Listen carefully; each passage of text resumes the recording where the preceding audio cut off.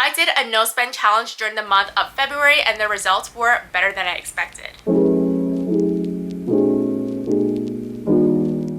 So last month I posted my February budget breakdown, and literally a few days after I uploaded that video, I decided to do a no spend challenge.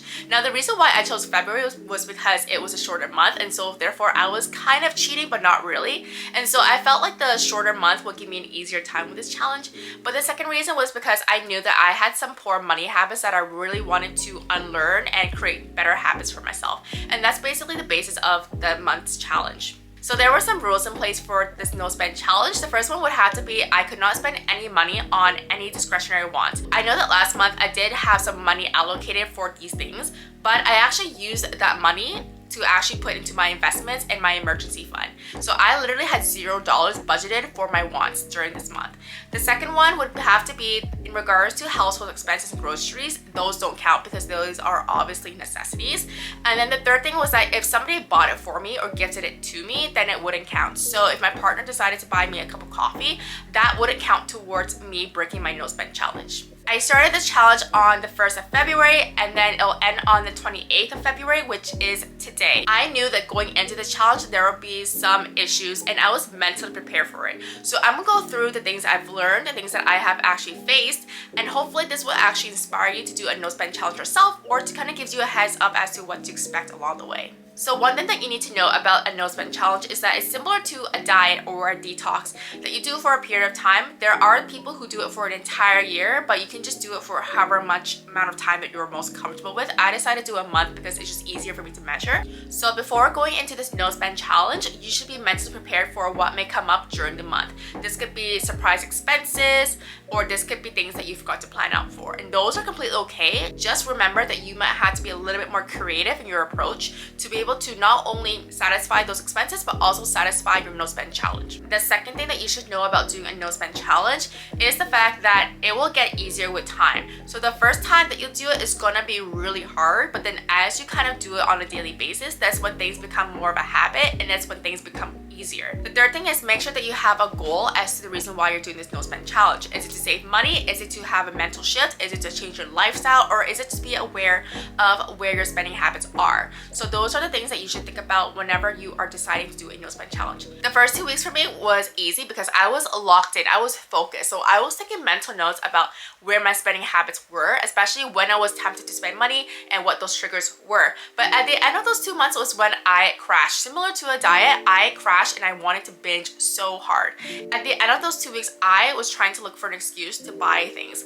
One of those things, for example, was keycaps for my keyboard. Even though I got this keyboard like not even a month ago, I was trying to justify that purchase because I was telling myself that it was more of a need than a want. Even though it was uncomfortable and I had to sit through this discomfort, I knew I had to push forward because I had only had 2 weeks left of the no spend challenge and I didn't want the first 2 weeks to be a waste. And I'm so glad I did because the third and fourth week became a lot easier because I basically started to make this no spend thing a habit of mine, which is exactly what I wanted to achieve in this challenge, which is why it's important for you to remember the reason why you started this challenge and what you wanted to get out of it. So I did mention that I was taking mental notes as to when I would be tempted to spend money and the triggers for that. These are the things that I've noticed during my no spend challenge.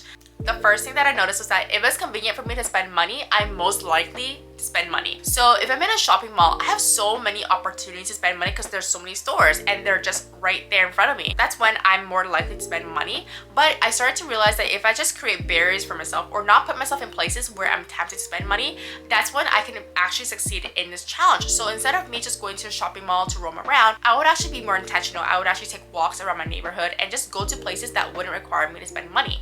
The second thing that I've noticed is that I use spending as a way to kill time. So anytime I'm early to my classes or for my appointments, I realized that I would just pop into a cafe and buy a cup of coffee because I had extra time. I realized that I was basically spending money out of boredom. To prevent this, I actually made sure that I would just only have like 5 or 10 minutes of free time before these things would start, so that I wouldn't have the opportunity to spend money at a cafe or a convenience store to buy a snack. The third thing that I realized was that I wasn't using what I had enough, and I would use shopping as a way to kind of make my life more convenient because I would just buy things that I needed and just set it and forget it. When in reality, I actually have so many things that I could use at home.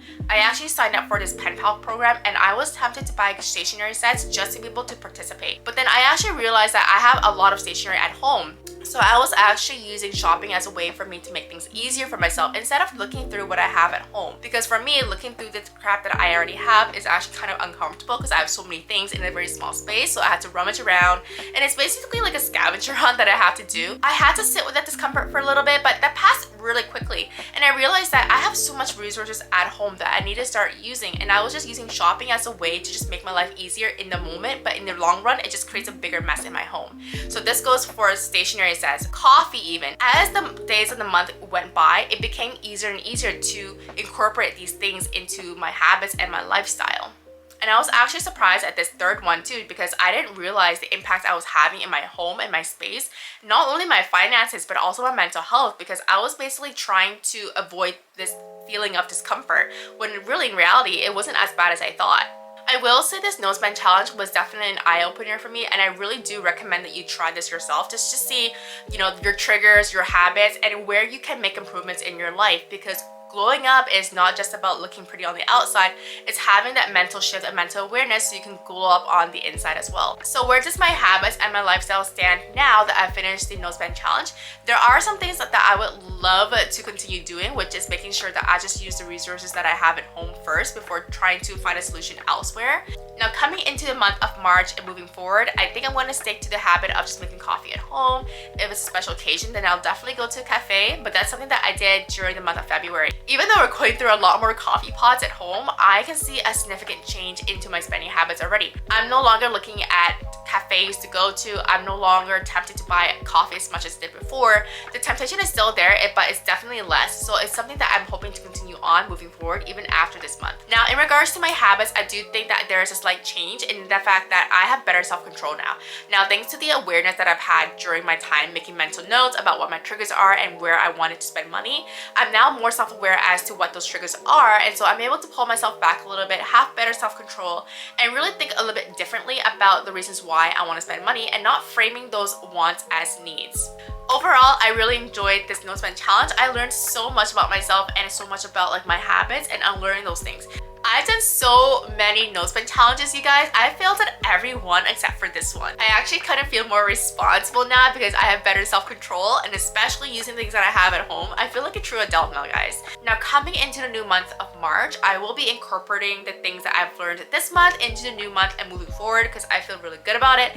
I feel that these are really great habits, and I just want to keep on leveling up. March also symbolizes my birthday month and a complete overhaul of our current budget. I am so excited to sit down, crunch some numbers, and share with you guys what our new budget will look like. If you haven't started now, do the no spend challenge, see where it takes you. It doesn't have to be a month, it could only be for a week or 2 weeks, whatever you feel most comfortable with. I highly encourage you to just try it out and see where it takes you. Thank you so much for watching this video. I will see you in my next one. Bye bye.